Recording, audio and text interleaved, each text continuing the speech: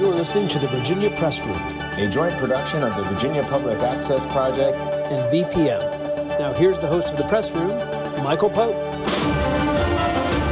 In the Press Room today, we are joined by an all-star panel of journalists. In fact, we have the executive board of the Virginia Capitol Correspondents Association. First up is the State House reporter for the Virginia Mercury. She is currently the president of the Virginia Capitol Correspondents Association, Charlotte Renee Woods. Thanks for joining us. Thanks for having us.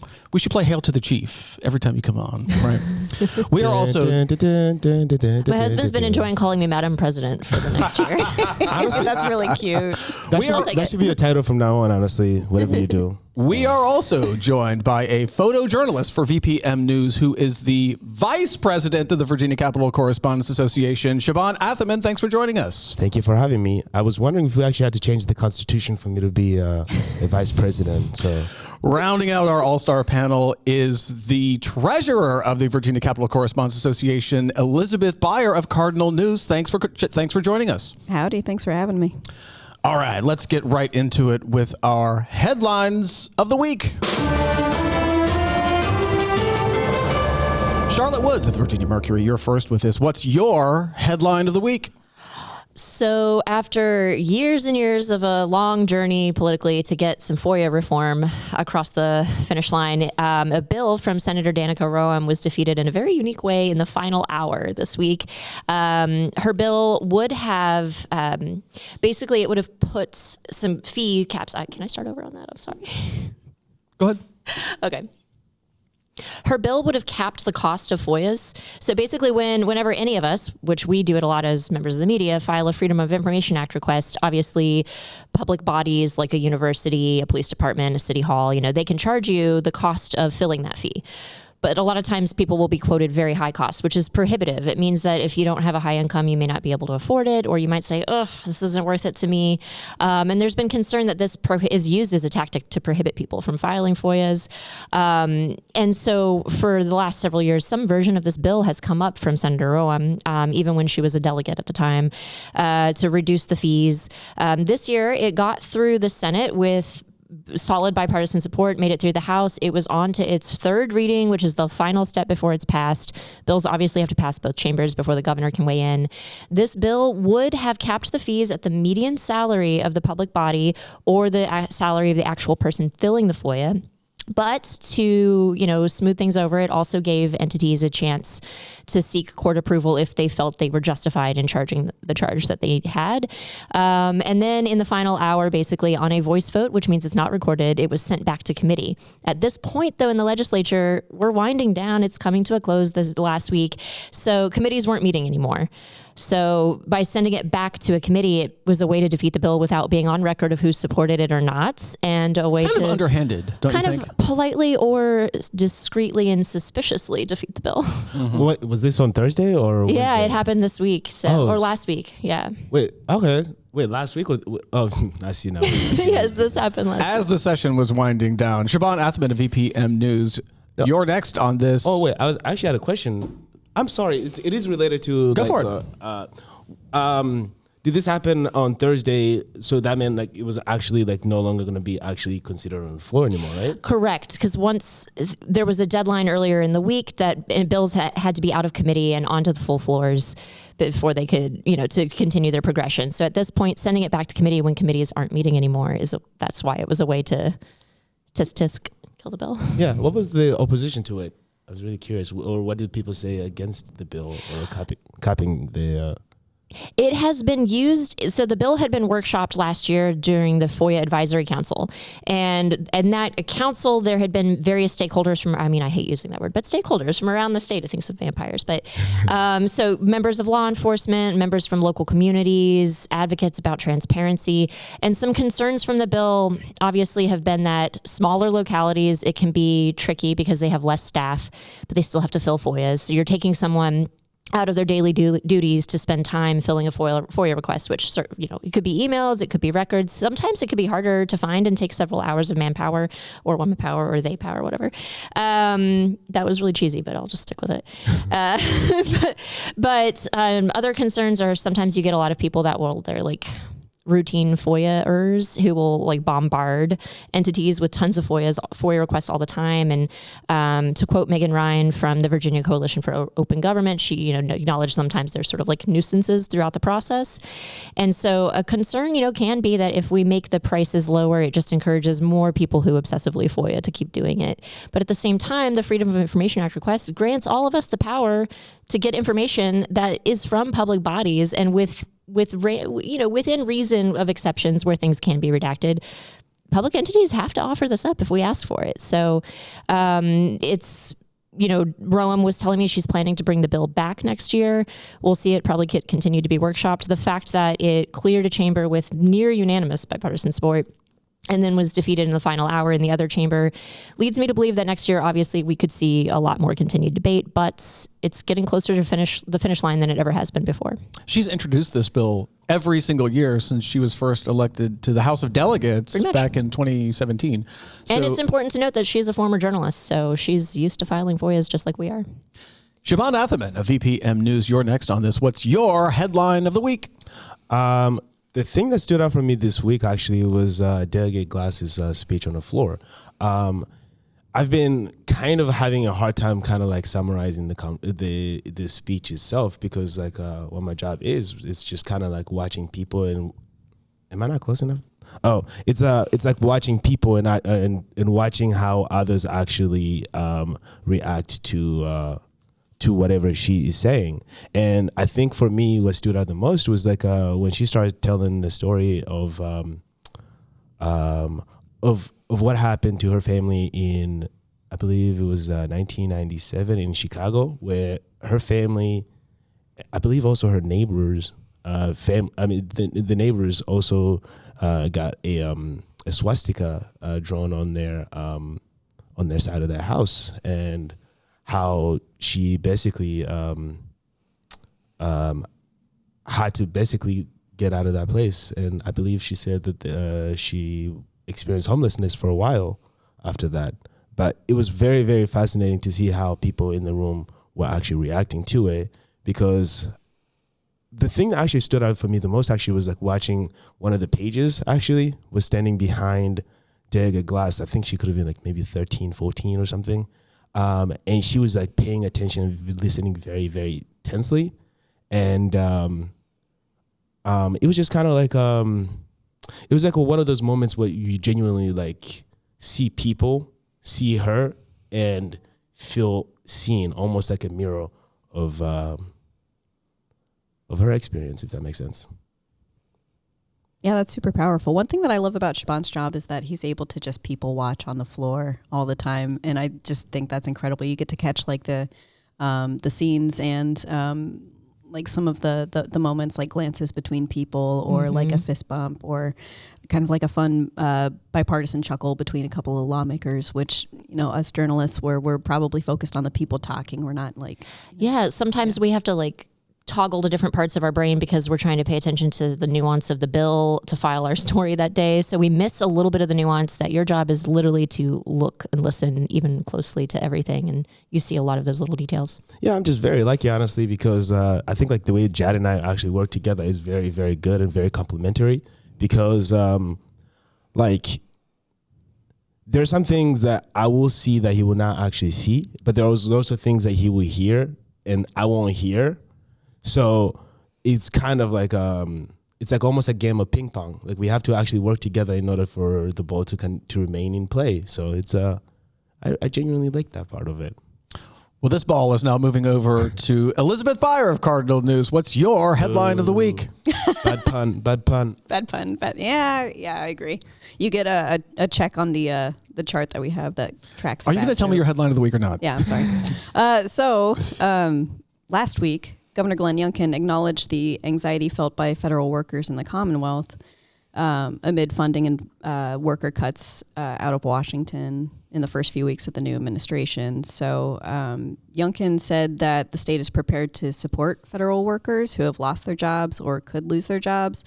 And that's something that he's like said on the campaign trail when stumping for the Republican presidential candidate in 2024 repeatedly. But details then were scarce, and details now are still scarce as to how he plans to support federal workers in Virginia if they should lose their jobs.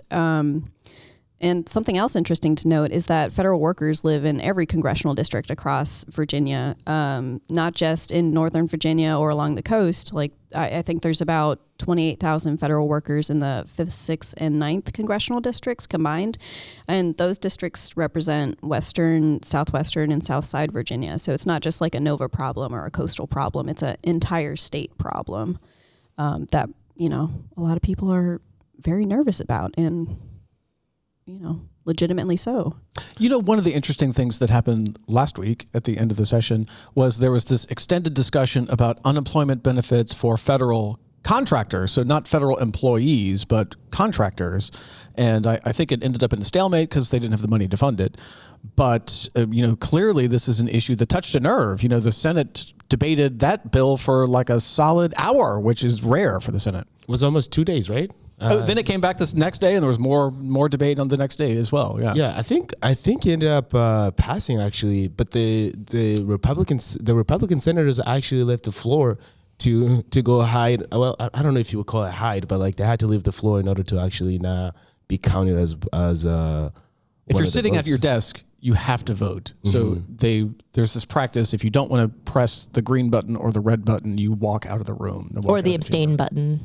Which is a more formal, I'm not voting, but walking out is. Yeah, no, it was actually very fun. It was very interesting because like that was one of the things that Jad pointed out for me.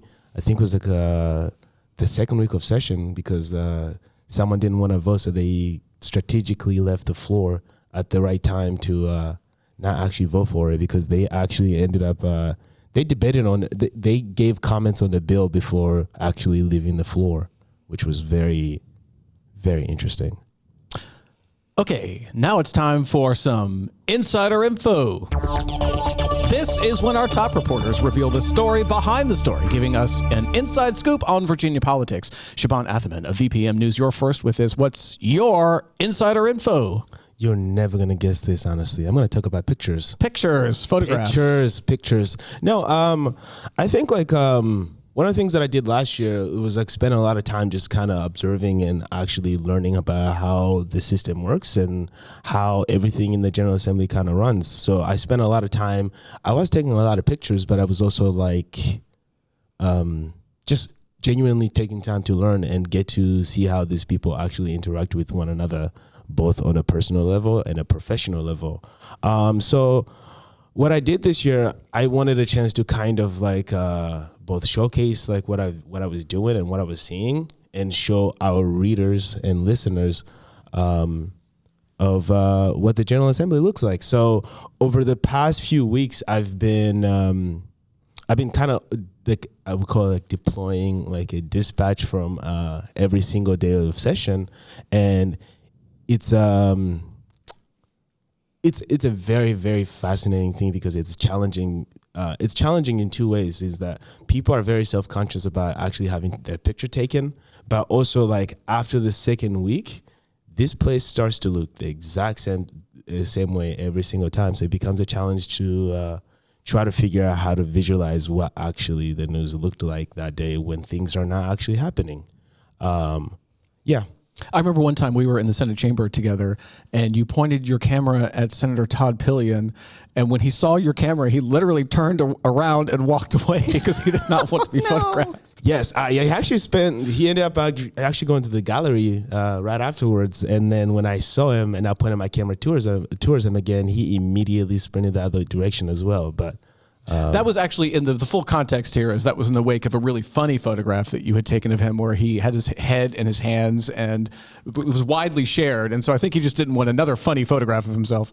I actually think he absolutely loves that picture. He's just it's a great photo. Everybody loves that photo. No, I think that's the thing that I mean is like that moment came from an interaction with McDougal. Actually, they were talking about the budget, and I think the quote goes something like, "We spent many days and nights working on this budget."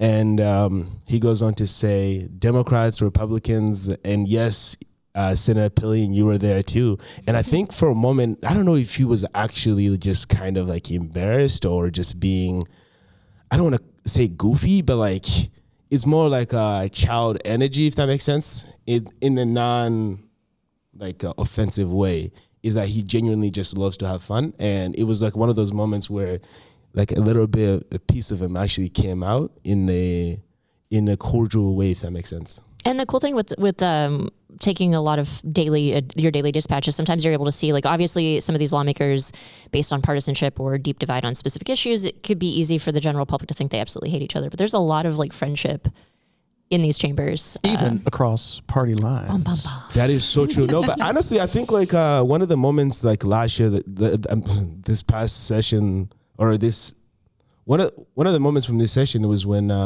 Delegate Tommy Wright actually collapsed on the floor. It was actually very fascinating from my perspective, because like I was standing in the what do you call the little like area between the rotunda and the actual chambers? Vestibule sounds like a good word to me. Perfect. I was standing in there. I couldn't actually go onto the floor because they said like they were not allowing us, I mean, at least for photos, to be on the floor when this happened. But what I was doing was actually watching what others were doing and how they were actually not interacting, but reacting to how to the situation itself, if that makes sense, right? For example, from my perspective, I was watching Delegate Jones and Rasul as they were kind of looking and paying attention to how he was being treated and how people were actually responding to him. Jones was actually like, I think he was genuinely upset about the fact that it took almost 20 minutes for people to respond to this incident, right? But it was actually like a genuine moment of actually human to human interaction that gave us a different insight. Even though there's no pictures of it, it gave me at least an insight about how these people felt about each other. I won't take up any more time, though. Elizabeth Beyer of Cardinal News, you're next on this. What's your insider info? Yeah, so longtime Southside Delegate Danny Marshall decided not to seek re-election this year. And that announcement came as a surprise to many last week. He's represented the 49th District, which is Danville, parts of Halifax and Pittsylvania counties, for more than 2 decades, and has done a lot of work to help bolster economic development in the region. But he did say that he's not retiring, however, and he plans to seek other opportunities to support his community in Southside Virginia after he gets over some health-related hurdles. So I'm excited to see what he does in his future life. I noticed after your reporting on this, Liz, that some of the national media types were kind of interested in this as a topic, and maybe this is an opportunity for Dems to flip a red seat. And what do you make of the national interest in this particular House of Delegates seat? I don't know. It's a pretty solidly Republican district, so I'm not sure how viable that is for Democrats to flip. But weirder things have happened, right? And I'm not trying to say like whoever the candidate is not gonna be able to flip the district, and it is like the year after the federal election, which was kind of like a bummer for a lot of Democrats. So maybe they'll be able to rally, but I just don't see it happening. Yeah, red waves beget blue waves beget red waves. Yeah. But honestly, the interesting thing for that election later this year is, the economy will be, I suspect, a big part of that, because Danville has been having, some job growth, and the mega site with like Berry Hill, I think, that's what it's called. So it'll be interesting to see how that campaign rolls out for the candidates. And let's remember, Danny Marshall is only the first name that we're going to hear of someone who's not running again. There are 100 seats here, and I guarantee you there's going to be, I don't know, at least 6 or 7 more people who decide they're not going to run for re-election. Do you have any insider? I don't. You're going to have to stay tuned to the press room, so hit the subscribe button. All right, Charlotte Woods of the Virginia Mercury, you're next on this. What's your insider info? Keeping a pulse on / figuring out what is going on with gender affirming healthcare and just a lot of healthcare in general. Amid Trump's executive order late January, and then some hospitals in Virginia pushed pause on offering services to people under 19. That caused concern from some families. And then there's like a legal limbo that we've been in because some, federal judges in Baltimore and Seattle pushed pause on that pause. So, and then, obviously UVA Health unpaused their pause. I keep saying that word, I'm sorry. But honestly, that just goes to show like the back and forth and whiplash of, well, who has this care, who doesn't have this care, what's legal, what's not legal. In the meantime, families with children that are receiving it have been kind of going like, oh my God, am I getting my prescriptions filled again or what's happening? And then all the stress associated with that.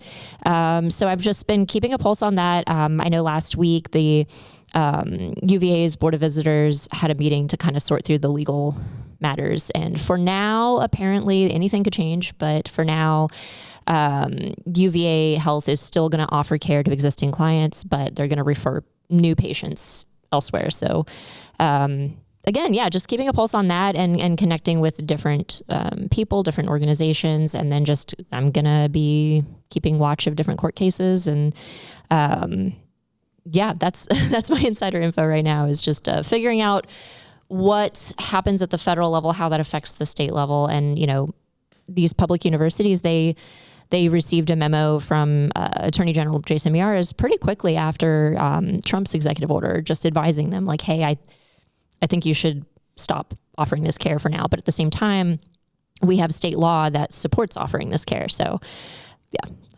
it's so up in the air right now, and I will just try to keep watch.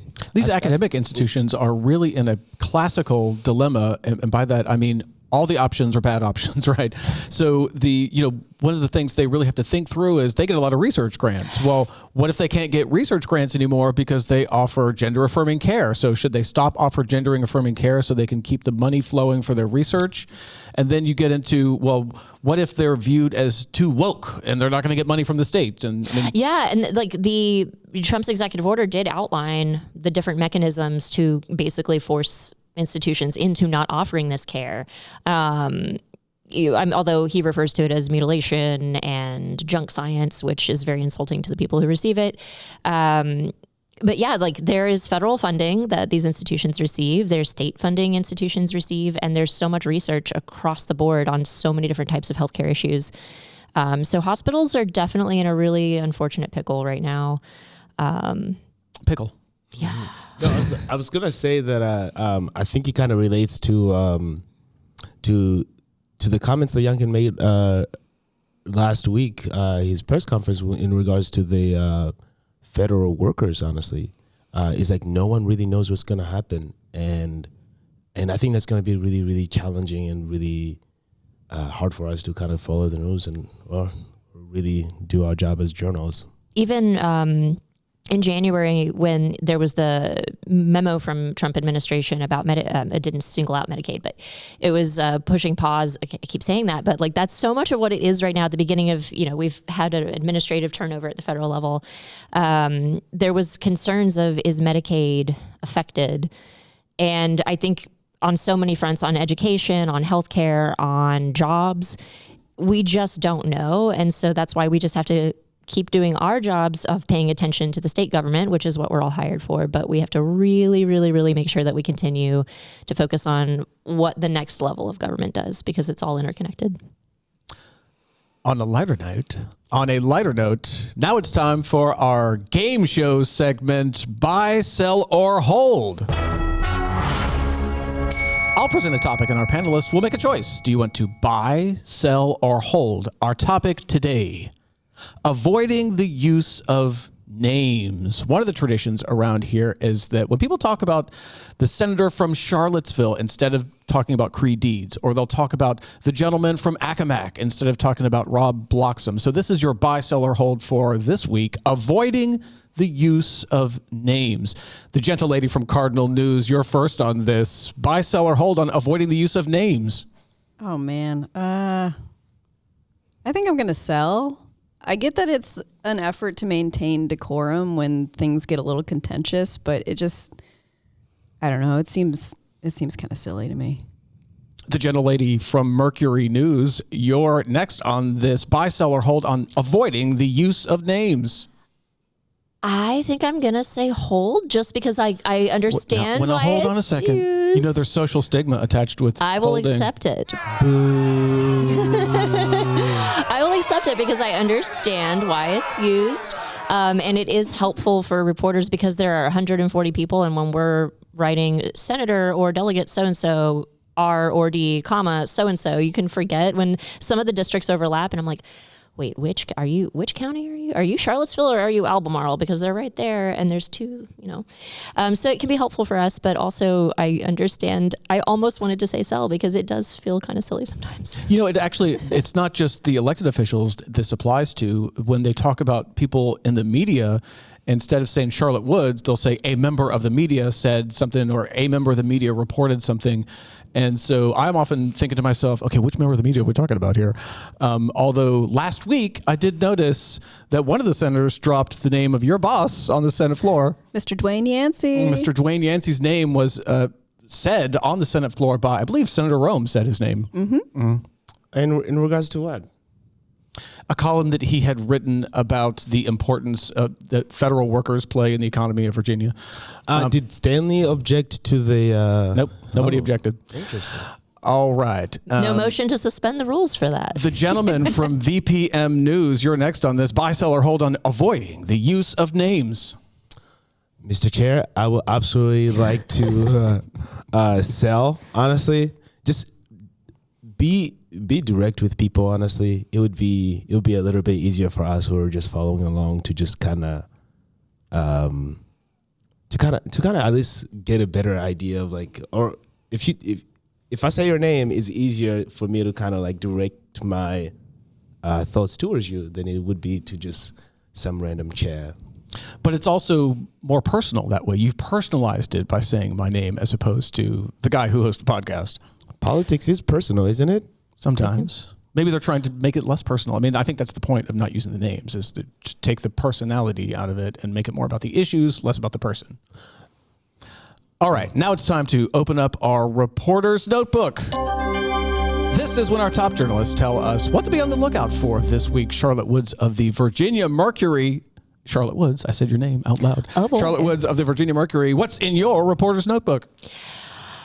Oh, goodness. Well, with session having just wound down, that means tons and tons of bills are on their way to the governor. He has a few weeks where he can, sign or veto or seek amendments. So I'm really, me and my newsroom, we're just going to keep a watch of whatever starts trickling out and be ready. But also in the meantime, just making sure that we are continuing to build up sources to focus on them from like an issue-based sense rather than just bill cleared this hurdle, now it's on its way. Like, what could this bill do for this community or this person? That's what we're really working on. I know it's such a broad answer, but right after session, I just got to be like a funnel, just waiting for everything to come in and make sense of it. And then spend the summer really getting into the nitty gritty of fun stuff. Yeah, and let's not forget that Governor Glenn Youngkin holds the record for the most number of vetoes in Virginia history, which is saying something because it goes back hundreds of years. Lots of vetoes from the governor, and I would expect 2025 to be no exception. I think he's going to be exercising his veto pen quite a lot. I think two in particular that I will pay very close attention to because they were vetoed last year, but he had sought amendments on them, were the unconscious bias training bill for renewing medical licenses, and then the right to contraception bills, because he didn't outright veto them. He did try to seek amendments, but the patrons of those bills were saying, like, your amendment basically guts our bill. Like, for instance, the right to contraception. The whole reason that people are carrying that bill is because right now it is constitutionally protected because of some Supreme Court cases. But what we saw with Roe versus Wade is that could easily shift. And Justice Clarence Thomas did opine right after Roe was overturned that he'd like to revisit some other cases, and he singled out Eisenstadt versus something, the case that relates to right to contraception. And so when Youngkin, for instance, had sought an amendment on that, the language would have just basically reiterated that this is constitutionally protected in Virginia. But, Delegate Sia Price, which had the House version of that bill, said the whole point of my bill is that we're saying Virginia is still going to protect it, even if, Supreme Court were to overrule it. So that's just an example of one of the tons of things that I think all of us are going to have an eye on in the next couple of weeks. Is this related to the constitutional amendment proposal? in the sense that that one very much specifically focuses on contraception, but the constitutional amendment doesn't have to go to Youngkin at all. So the constitutional amendment for more broadly reproductive freedom, it obviously cleared both chambers this year. So now it has to come up again in 2026. And then if it passes then we all get to weigh in on it because it'll be a ballot referendum statewide in the 2026 November elections. Stay tuned on the press room. Stay tuned on the press room. Hit the like and subscribe. All right, Siobhan Atherman of VPM News, you're next on this. What's in your reporter's notebook? So for the next few months, honestly, as the federal government is kind of like changing and putting a lot of things on hold, we're going to be looking at the Medicaid triggers, because I believe in both chambers there is an amendment to actually basically like call for a special session if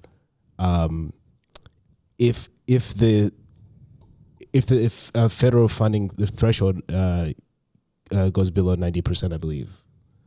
So that's the thing I'm going to be looking at, and I'm really curious on how this would actually affect people who are insufficiently insured. And yeah, I'm really excited. I'm not excited, but like really curious to see how the state is actually going to try to kind of remedy if the federal government decides to stop funding Medicaid. Yeah, because there are plenty of people who they don't have employer health insurance, but they technically make too much money for Medicaid. And those people are obviously in a different kind of limbo. But when Virginia expanded Medicaid in 2018, it made so many more people actually eligible. And they're not sure if that's going to stay the same.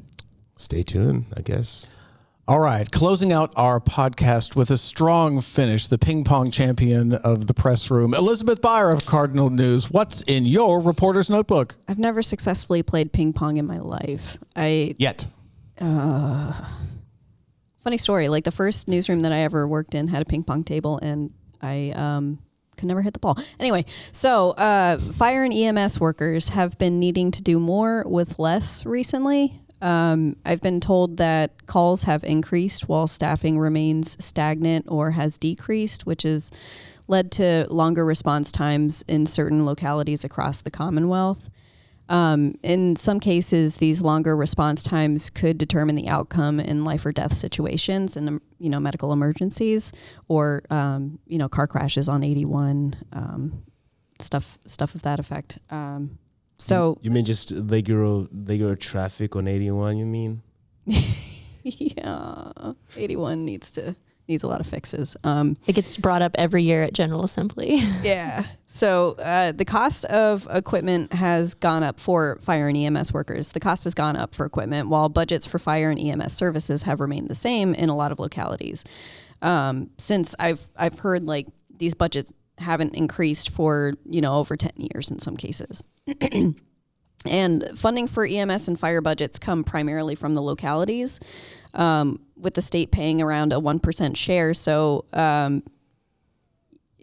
like those localities, maybe they have like a lower tax base, and they can't afford like new equipment, new fire trucks, new respiratory gear for firefighters who are like essentially going into burning buildings to like save people's lives or pets or houses if they're burning.